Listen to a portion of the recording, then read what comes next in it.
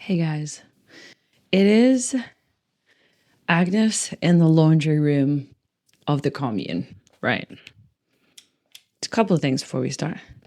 I look like this because I've been editing, okay? This is my editing look, all right? It's not pretty, okay? I've been getting a really sore shoulders when I've been editing because I've been like hunched over on my laptop goblin. You guys know about it.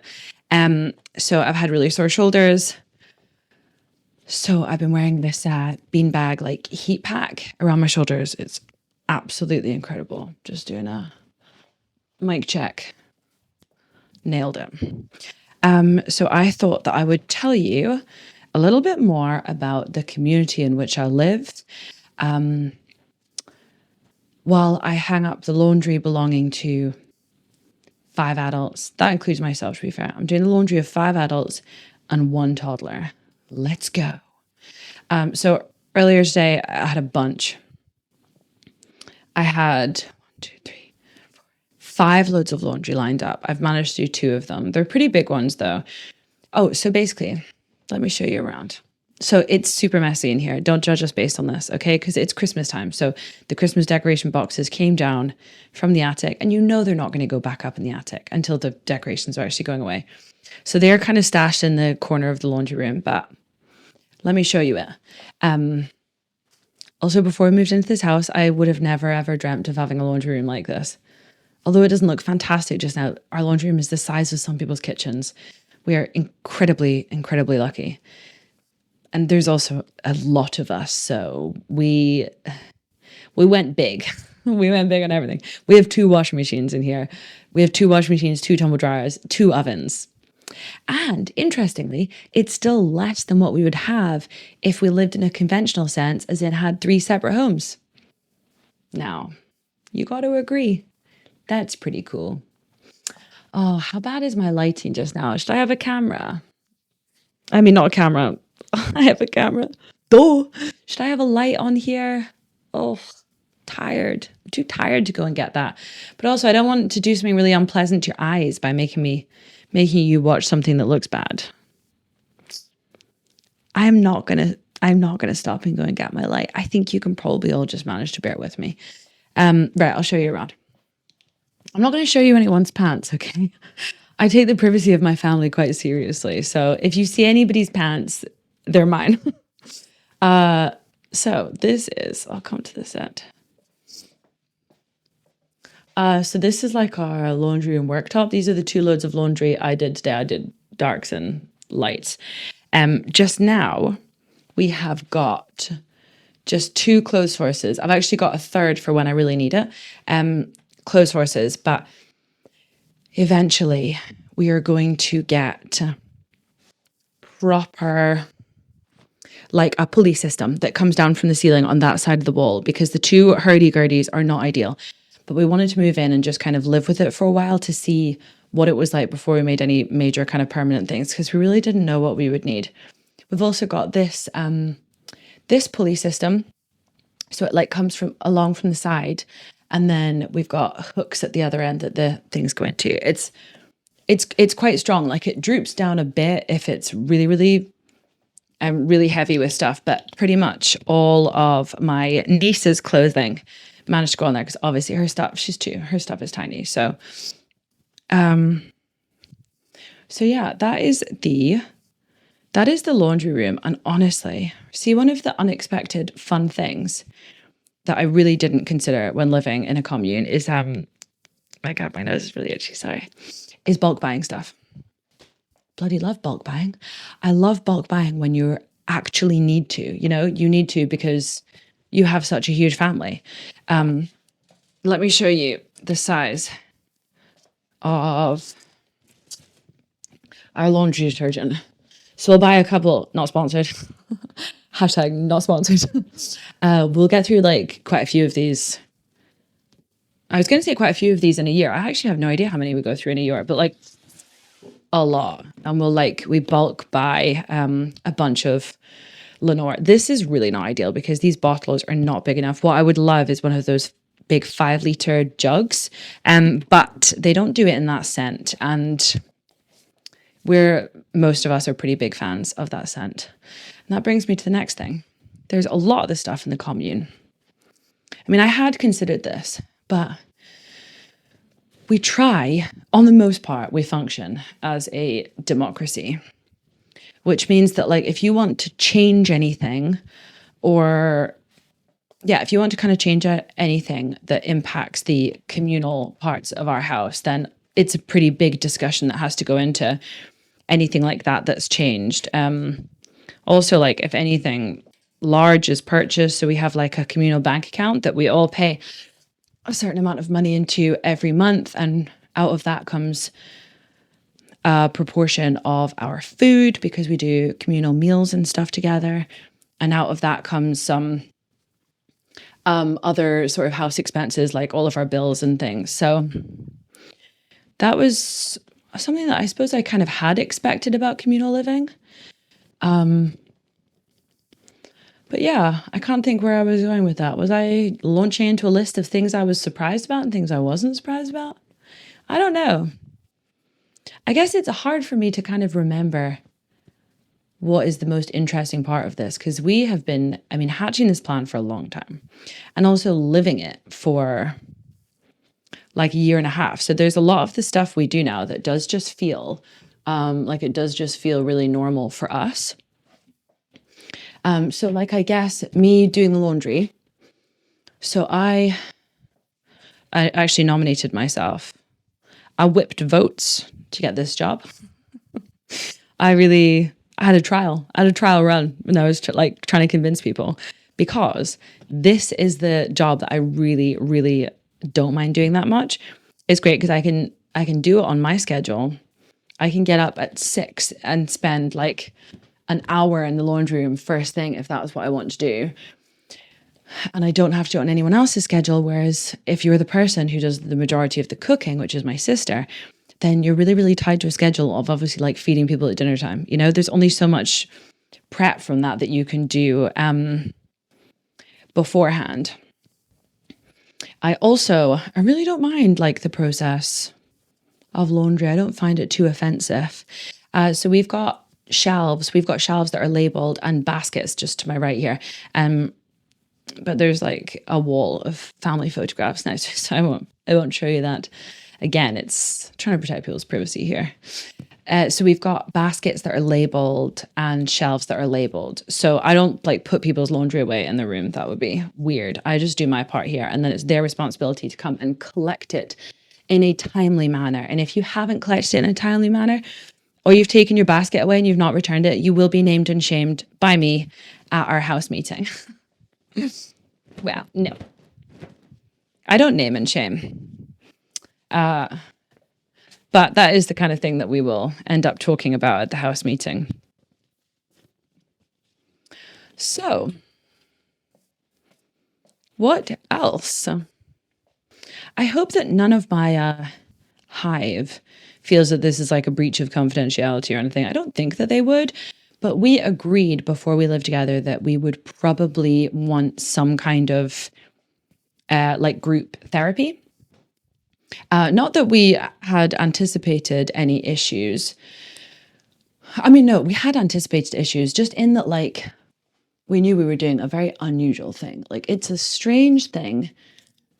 It's a strange thing that at our age and stage of life, like whether it's for my mom who's retired or for me, it's unusual to live with people that you haven't actually like chosen to be in a romantic relationship with, you know? I feel like most people, like maybe you live with flatmates when you're younger, and then you kind of grow out of that. You grow out of that like stage of your life. You want to be more comfortable, and then you either live by yourself or you kind of move in with a partner. I feel like is the most typical thing to do. Or I guess at that stage, even when you're older, you're probably living with like a really good friend, hopefully for your sake. So I guess you're still kind of like living with someone that you like love and have kind of you've chosen to have them as part of your life. Whereas for us, you know, it is a completely different situation, living with someone that you haven't actually chosen to be in a relationship with. And it's your mum's partner or your sister's partner. That's certainly we realized that obviously from the beginning that was like a pretty strange thing we were doing, and that could bring about some of its own issues. And then I guess you just like with those people, it can be kind of hard to have the level of intimacy you need with someone to feel comfortable telling them, like, I don't know, I guess telling them things that annoy you about living with them. Do you know what I mean? If it was your partner, you'd just be like, can you stop? Please, can you stop doing this? And yeah, even with partners, I suppose there would be some amount of compromise, but we've had to compromise like a lot more. We've had to compromise a lot more. Because as an adult, like if you're sharing your kitchen with one other adult, then there's only so many, I don't know, yeah, there's only so many of you to like have an opinion. Whereas when there's 5 adults, there's a lot of opinions in this place. And man, things move slowly sometimes. We'll like decide that we want to get something, or somebody will want to make a change in some way, like even like putting up a mirror in the front hall. We'll decide we want to do it, and then we got to talk about it. And then we've got to find out how much it's going to be. We've got to find out exactly what we want. Then we've got to take it back to the group, see if that's what they want. And then kind of finally you're at the stages where you could get the go ahead. So I guess that's that's kind of one of the downsides. But in our house meeting just now, the reason you haven't seen me hang up barely anything is because I'm focusing on all the small things behind you. One of the things we were just talking about in our house meeting just now is like all of our Christmas plans, because we have got quite a few people staying with us over the festive period, which we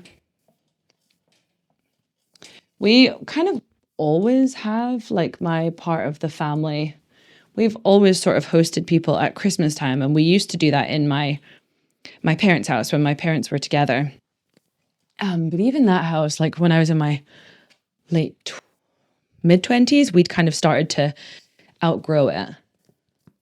Just with, my family members kind of meeting their partners and starting to have their own kids and stuff, but we still wanted to be together.